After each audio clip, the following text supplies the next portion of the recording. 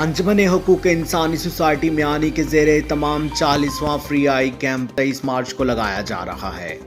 Camp कॉल्जा Miani में सुबह 9 बजे से शुरू होगा और दिन 2 बजे इख्तिताम पजीर होगा। ज़ुबैर असलम की तफसीलात के मुताबिक डॉक्टर नासिर अहमद चौधरी, डॉक्टर मोहम्मद यासर अफजल और डॉक्टर फारूक मुस्तफ़ा अलवी मरीजों का मुआयना करेंगे और इसी रोज़ आंखों के ऑपरेशन भी किए जाएंगे। वाज़ेह रहे कि ये कैंप हर साल लगाया जाता है, जहां मरीजों का मुफ्त इलाज किया जाता है और इन्हें मुफ्त अद्वियात तकसीम की जाती हैं। ये सिलसिला गुज़िश्ता कई सालों से जारी है।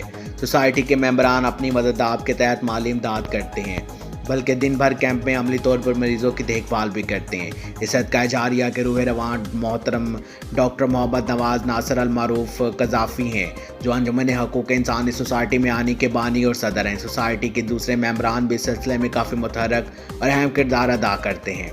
सोसाइटी को इलाका के मुखय्यर हज़रात का ताउन भी हासिल होता है।